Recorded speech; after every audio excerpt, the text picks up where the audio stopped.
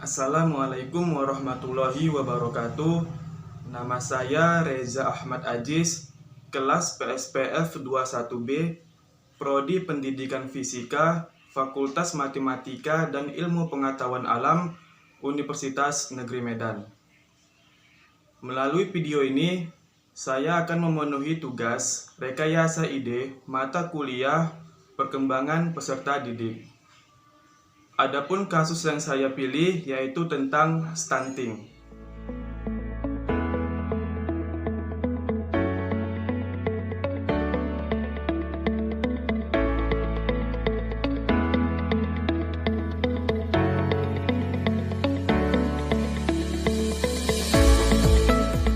Stunting adalah kekurangan gizi pada bayi di 1000 hari pertama kehidupannya dan mengakibatkan terhambatnya perkembangan otak serta tumbuh kembang si anak. Nah, karena kekurangan gizi ini, bayi stunting cenderung lebih pendek dari standar bayi-bayi yang seumuran dengannya. Nah, untuk lebih memahami apa itu stunting, saya mempunyai cuplikan video dari Ketua BKKBN, Dr. Hasto Wardoyo.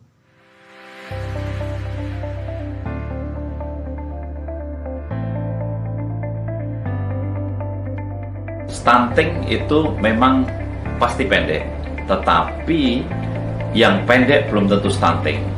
Stunting adalah kegagalan pertumbuhan yang diakibatkan oleh karena adanya gangguan asupan gizi secara kronis ataupun karena penyakit secara kronis.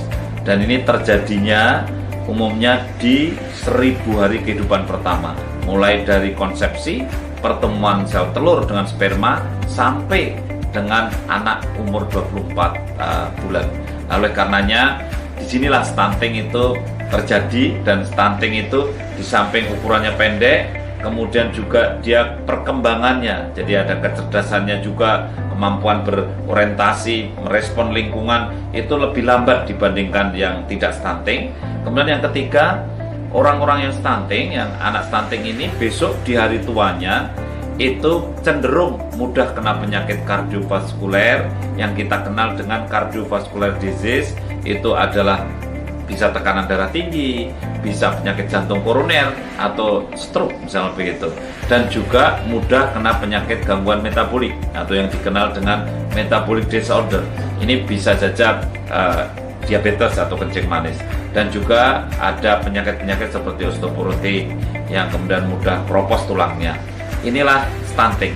Sekali lagi, stunting memang pendek tetapi diikuti 3 hal tadi. Sedangkan orang pendek belum tentu stunting. Nah, apa saja sih faktor utama penyebab stunting? Yang pertama yaitu janin kekurangan makanan yang bernutrisi pada masa kehamilan ibunya. Yang kedua, rendahnya berat badan bayi ketika lahir. Yang ketiga, bayi tersebut tidak mendapatkan ASI eksklusif secara rutin dari ibunya. Berikut cuplikan video dari Ketua BKKBN Dr. Hasto Wardoyo.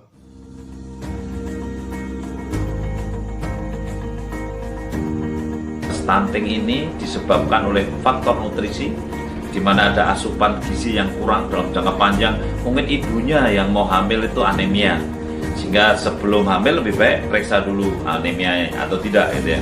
Kemudian selama hamil mungkin asupannya kurang, sehingga akhirnya gizi yang ada pada ibu hamil kurang, dan akhirnya anaknya pertumbuhannya jadi lambat. Juga mungkin ibu hamilnya tidak sehat karena sebab-sebab lain, karena penyakit tertentu, sehingga pertumbuhan janinnya juga tidak sukses, sehingga janinnya lahir dengan ukuran yang lebih kecil daripada normal.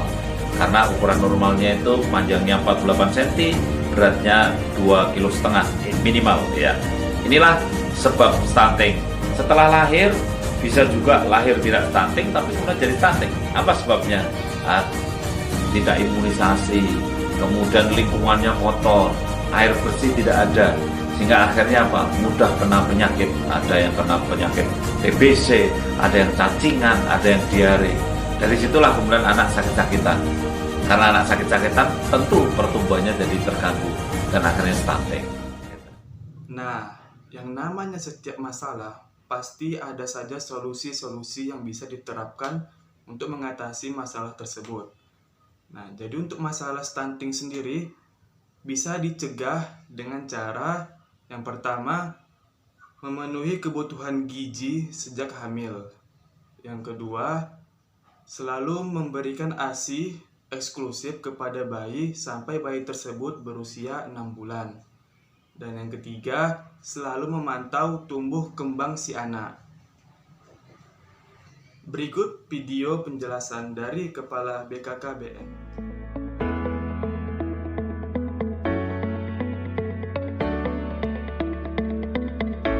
Banyak orang bertanya bahwa gimana cara ngatasinya stunting.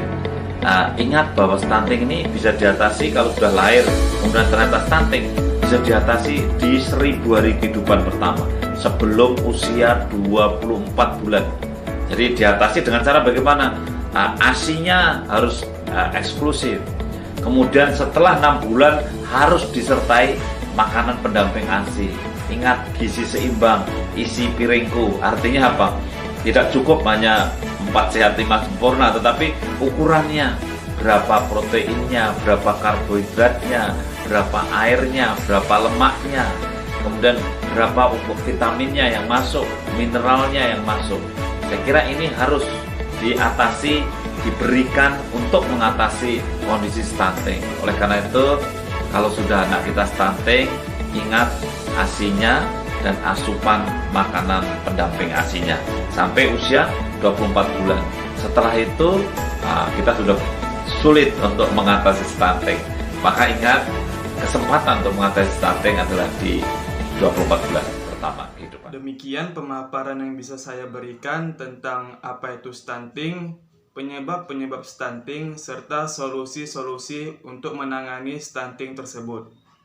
Saya menyadari masih banyak kekurangan terhadap pemaparan saya, jadi saya harap kepada teman-teman sekalian beserta Bapak dosen untuk bisa memberikan masukan serta arahan untuk video saya ini.